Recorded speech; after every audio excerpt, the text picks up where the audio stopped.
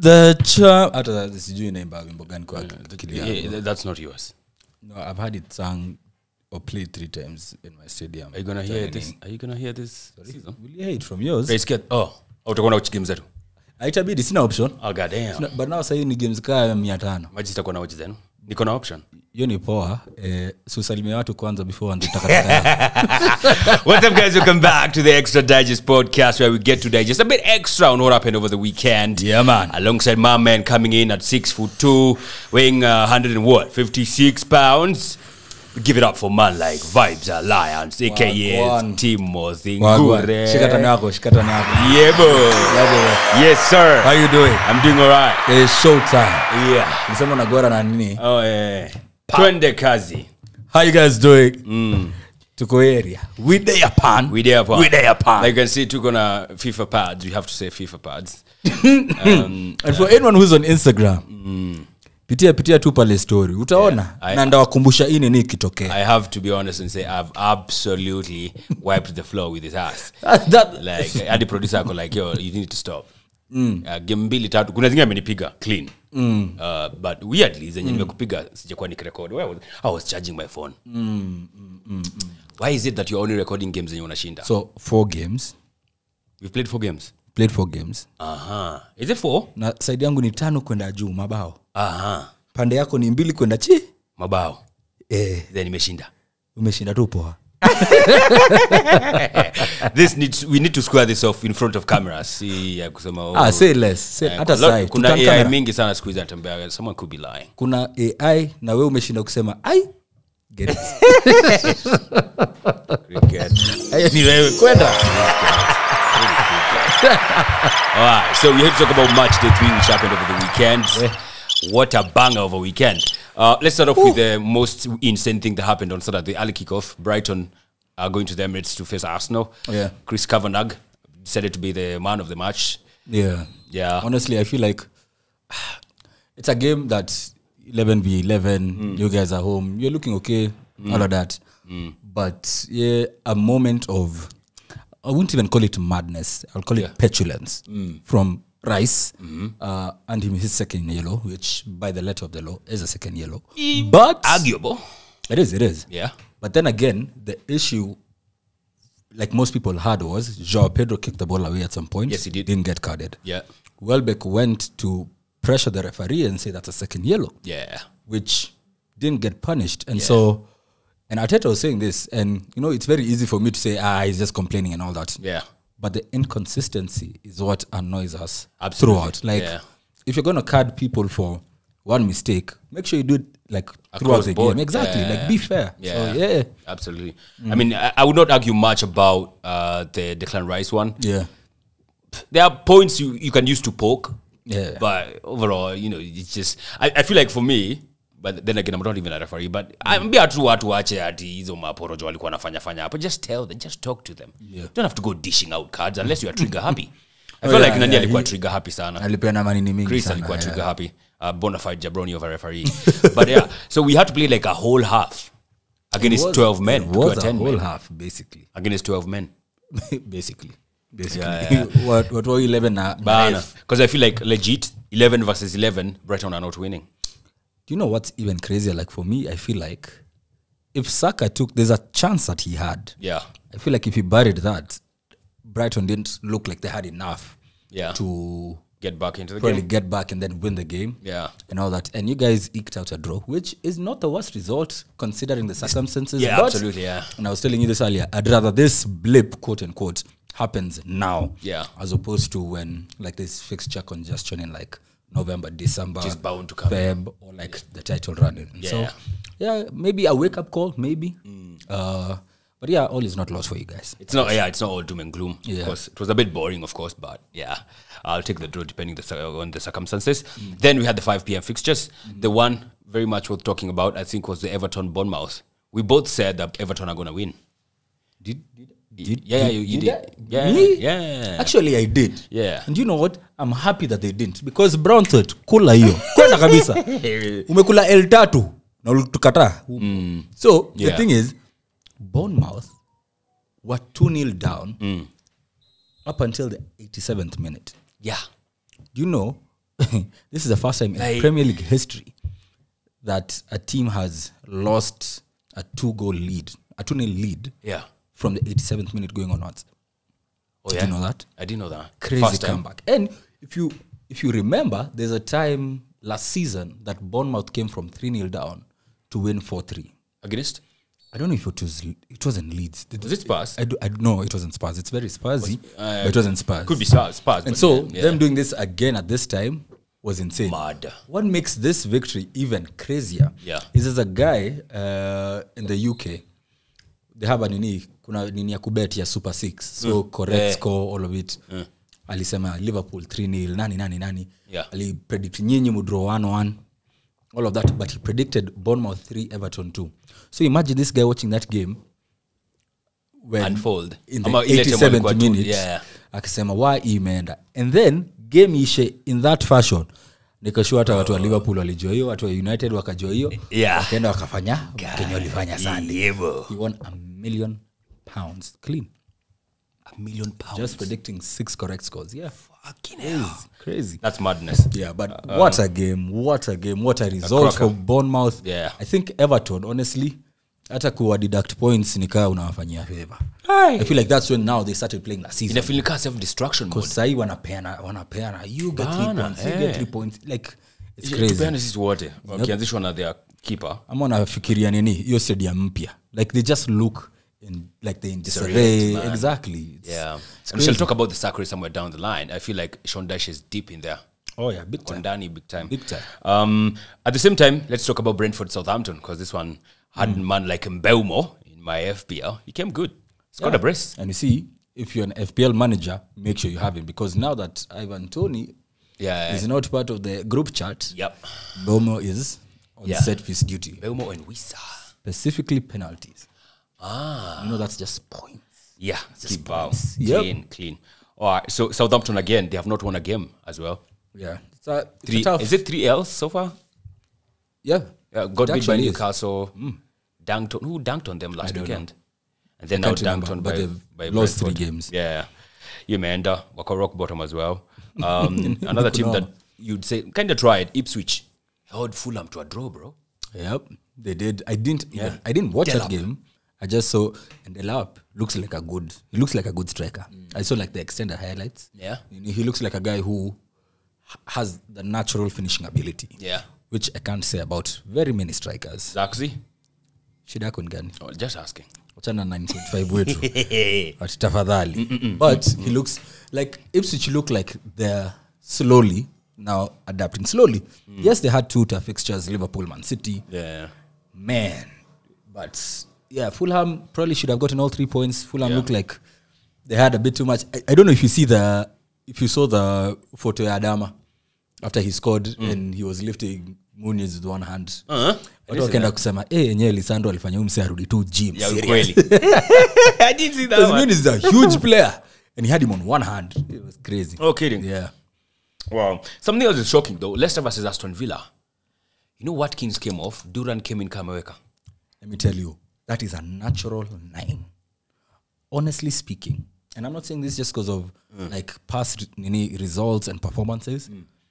Last season, Duran was playing a bit more towards the end of the campaign. And he was banging in some goals. Kuna game walipiga comeback. I don't know if it was Chelsea. I don't know who it was.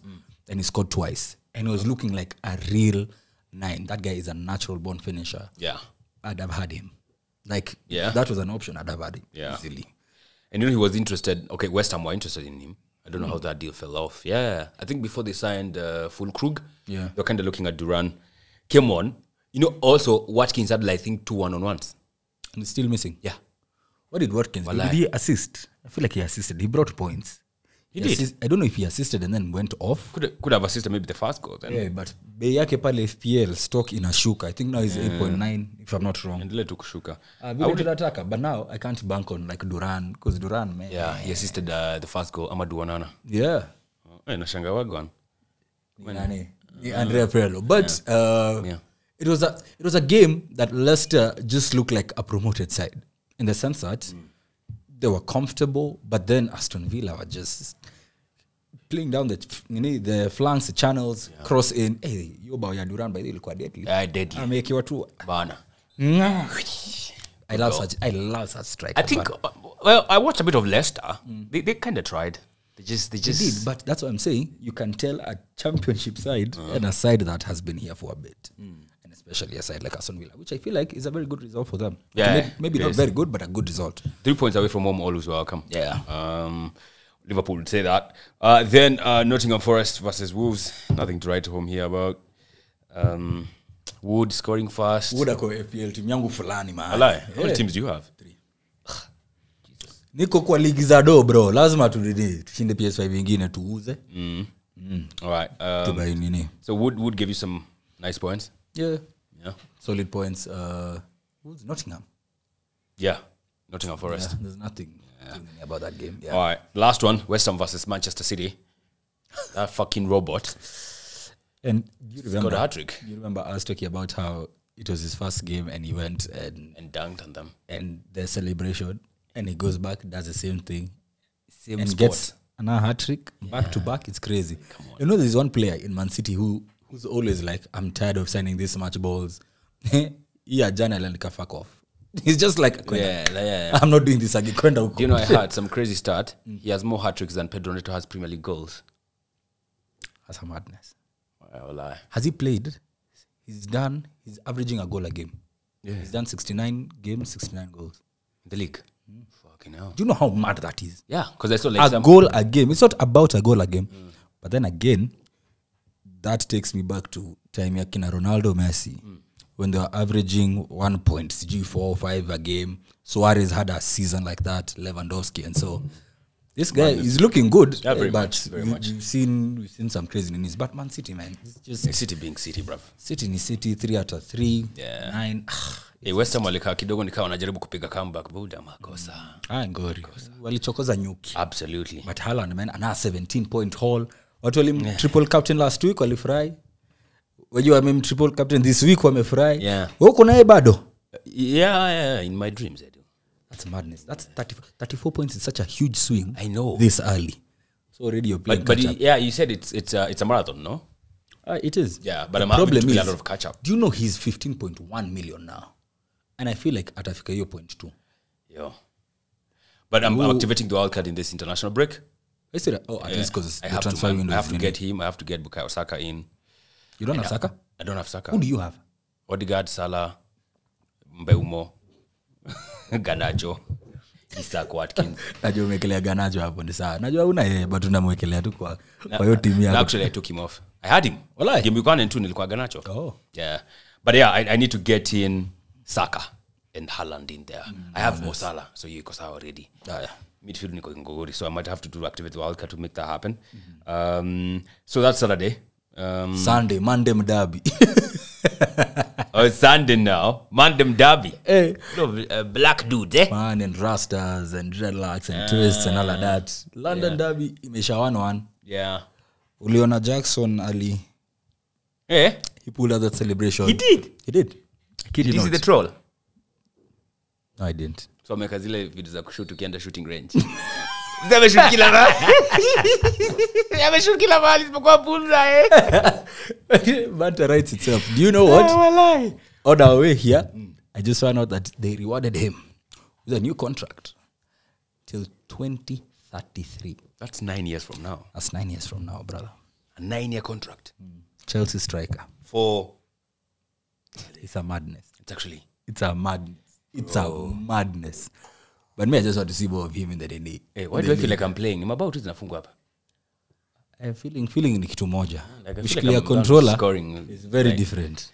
Very different. Yeah. Anyway, Crystal Palace, they held Chelsea to a draw. Finally, Eberechi Eze has found his goal. And it was a good one. And for me, it was my last straw with him, FPL-wise. Yeah. But you know, his underlying stats, I think he was a midfielder with the most shots attempted between game 1 and 2. So they were just saying, just hold on to Eze, he'll come good. And Mandem came good. Oh, goddamn, yeah, he did. I feel like I should get in my squad. I should check Crystal Palace next fixtures. Sometimes it doesn't matter. Oh, yeah? Sometimes, like especially when someone like him is on form, whatever team is playing, wherever he's at, whether he's home, away. It's a bit tricky though. What? If you're looking for guys who will score for Crystal Palace, it's either him or Edin Nketiah. Your defense is in trouble. Yeah, Nketiah in the room. Nimemisiwa ngoma, sijaisikia siku mingi. Next game, Crystal Palace have Leicester at home. And then Man United. Are we home or away? Go away. Oh yeah, this is year 2 back-to-back. The home and away. Okay. Yeah, so I think it would be a good time to have Ed Eberechi as No, honestly, yeah. Honestly, yeah. Mtu mwingine alikuwa amefika wase kwa ko ni Isaac, but eventually he made a good turnaround. Finally. Bana. Finally. He assisted and scored, right? It's been a long time coming. I think, what? Yeah, he assisted and scored at the same time. Yeah. I thought he just scored. Let me see who assisted. I'm just happy that he scored. Harvey Barnes was assisted who by? Isaac. Ni Lloyd Kelly. Yeah. He only scored. Isaac scored. Yeah. Finally, I feel like strikers have had a hard time, like, not a hard time as such, but they've taken a while to adapt to the new season, apart from Haaland, who's just out of this world. But yeah, Isaac has come good finally. I like Harvey Barnes. I'm telling you, Harvey Barnes is such... I don't know how. Harvey Barnes unipea vibes Kevin Arsenal ilichukua Leandro Trossard. Oh yeah, 100%. Yeah, 100%. Whether he's starting, whether he's off the bench, solid. Like he's clinical. I like Barnes. Yeah, it's a fantastic football. But also, it's nipoa Spurs wali nini? Did you just Spurs? Walifanywa the thing. Si ilikuwa Newcastle na Spurs. Nipoa walifanywa the thing. Nani was not even there. Kwani msi aliumia how many weeks? Nani? Van de Ven. Solanke. And you know the funny thing is, he played all games for Bournemouth last season. No shit. No injury whatsoever. Amekuja huku, I think it's a toe, sijui what is it, his toe. Kama nani bana? Merino. Wallahi. Merino alikuwa amecheza almost like 3 seasons. Tunajua hiyo kitu inakuanga ni lazima usacrifice msee pale Mons. Sijui kama umeona Real kufanya hiyo kitu. Who that now for them? Real Madrid. So now like last season silikuwa kutoa. Alinini ACL. The season before I think was it Chouameni, like at the beginning of the season, long-term injury, guaranteed Champions League. So round hii, si wali sacrifice nani mapema, kama vinga. Sahi, Ceballos ndio amekula 2 months. Someone else has gotten injured. So maybe mna follow the... Wait, but we sacrifice mtu last season as well. Nani nyinyi? Timber. Oh, yeah.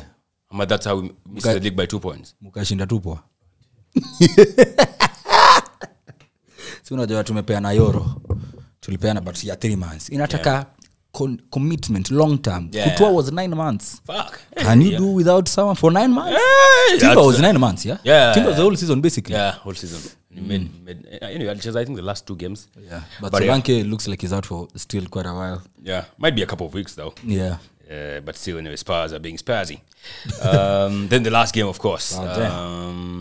Manchester United welcomed Liverpool to they just found us there. Oh, they found you there? Yeah, to now welcome in Mambo. This game was very disappointing, bro, because I felt like I wasted my time watching Liverpool.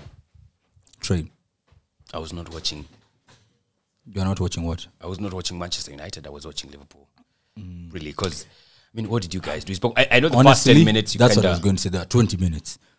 There was 20 minutes of honest work. And even after we considered that offside goal, we still looked like we could put up a fight. But, oh my goodness gracious, this Indian midfield of ours who's way past his...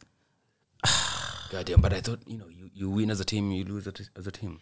That's fine. That one he lost alone. Because, how do you keep giving away the ball like that? Like, for the first goal, he tried probably what was the hardest pass on paper. Because there were so many players on this other side. There were players in front of him. Yanataku switch the play. Yeah. You don't switch the play chini. Yamepiga ground pass. It gets intercepted very easily. Nini goal. Sawa. Second one, he gets dispossessed cheaply. Like I feel like Prime Casemiro's almost you could not like bully him. Yeah. And he just went down, looked at the ref. 2-3 seconds, these guys have gone in. Shua. Yeah. So by the time we're going into... That football has left him, yeah? No, honestly, yeah. And Carragher might have been right about leave the football before the football leaves you. And I feel like, honestly, it's left him. And that's why for me, Ugarte is just such an important signing. And I feel like there'll be a lot of pressure on the kid because he's coming to fill in this homie's boots and all of that. But... Man, by the time we're coming into the second half, I think the wind was knocked out of our sails. Yeah. Maino gets dispossessed as well. Because he's been overworked because of a missing Casemiro. Maino can't defend to save his life, can he? He can't play 2 positions. That's the thing. No, as in... He can't. But I also prefer him like further up. Like he's better with the ball at his feet as opposed to going... He's a bona fide box to box, in my opinion. Because he can 100%. carry it up. Yeah. But when it comes to defensive duties... It's not his strong suit. Basically. Not at all. Yeah. Don't you want like your box-to-box midfielder to be a bit more defensive when it comes to it? No. We need a destroyer, a box-to-box, and a 10. Now, we need the box to at least be a bit defensively astute, no? He is. He's just not the best. He's also 19. Yeah. So, chill. Nah, I mean, come on, man. Like, no. You guys make it look like he's the second coming of Jesus. No. You'll see. Best thing that happened to Manchester United since who? Oscars or the 92 class? He is. And he's still... But he's still going to make bro. He's still going to make mistakes. He's still going to learn. He's a young player. Yeah. He had his breakout season. Good for him after the injury and all that. Yeah. Is it true that Casemiro left before the game ended? Ended.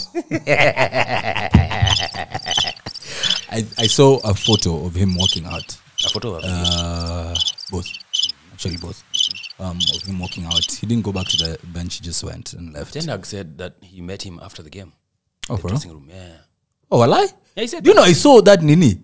So maybe it's the agenda. Ten Hag is a fucking liar. One of the two then. They were two of the latter. But then later on, wife wa Casemiro akaenda kupost trophies. Yeah. So I get her, like, yeah, stand up for your man and all that. But God damn. She borrowed a leaf from the other Brazilian. Thiago Silva, eh? It's a Brazilian thing, eh?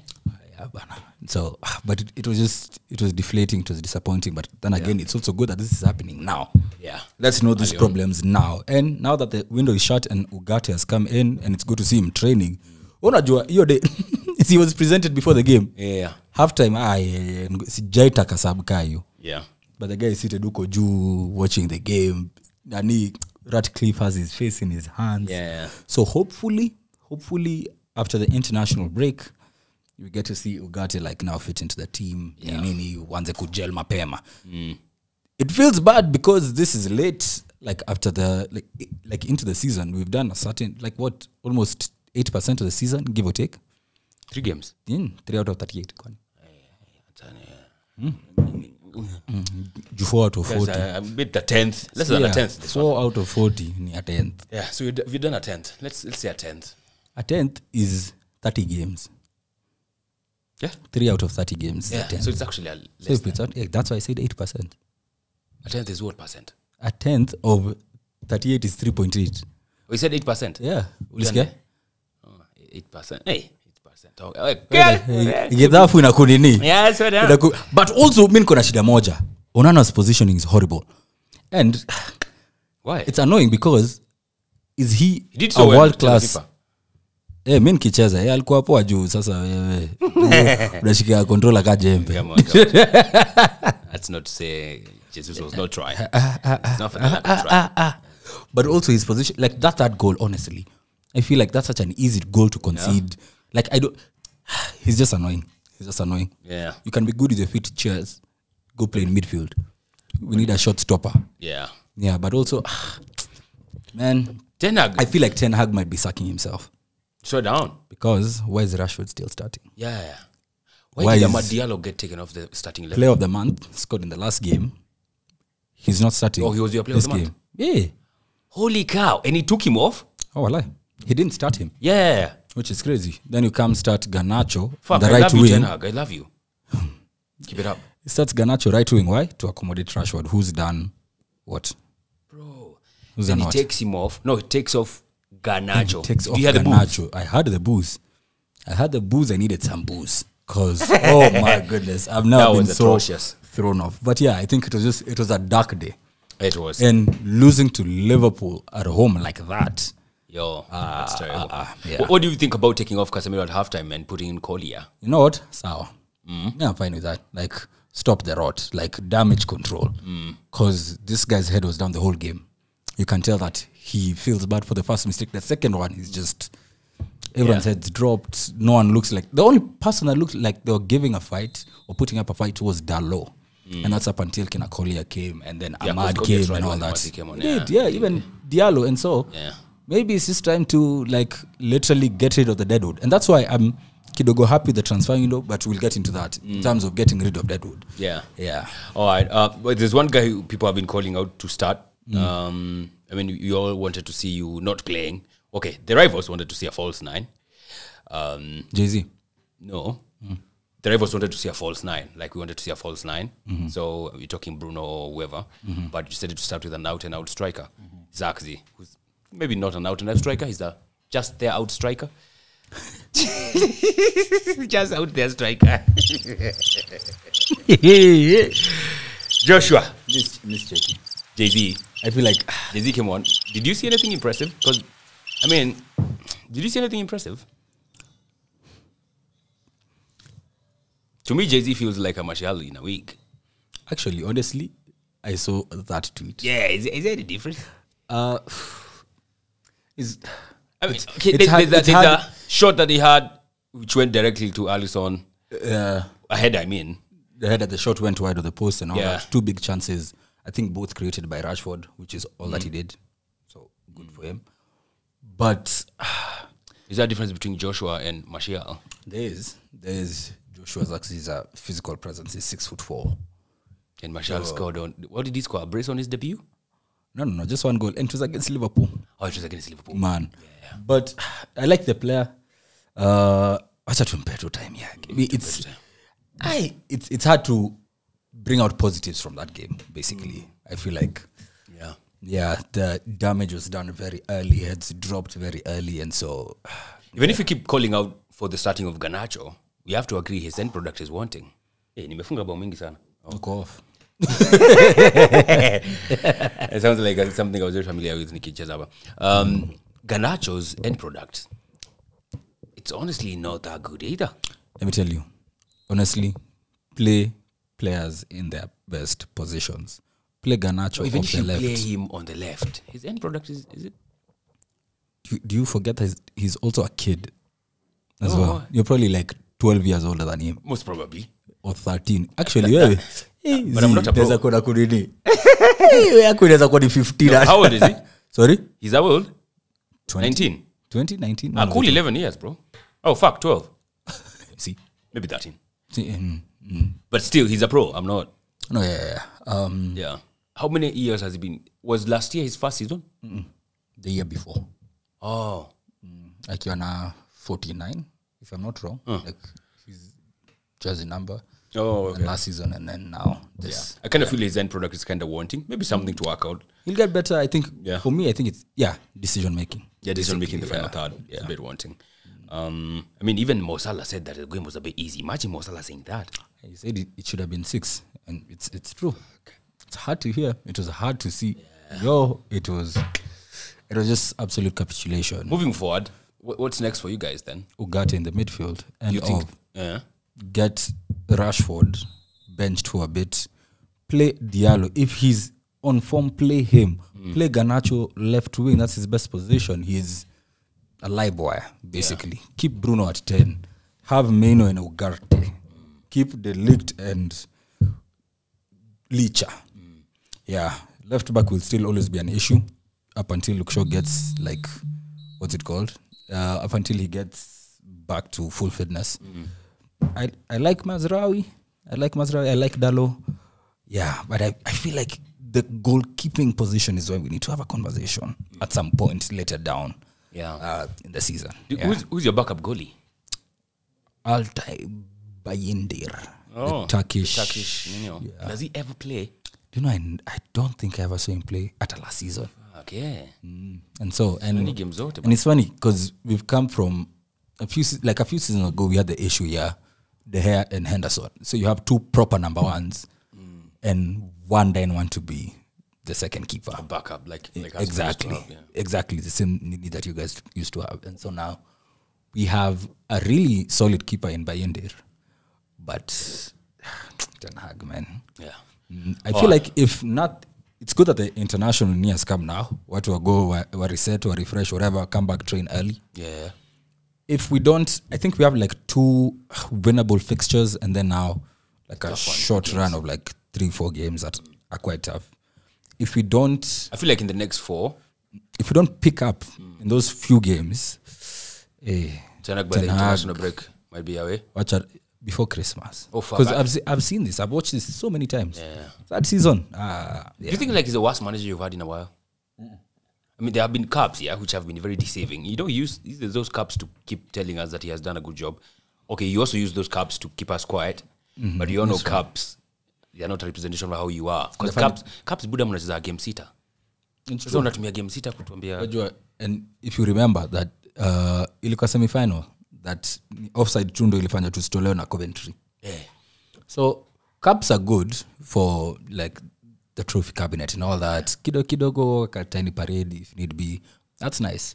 But I think real progress is seen in the league. Positions, I'd rather be challenging without a cup.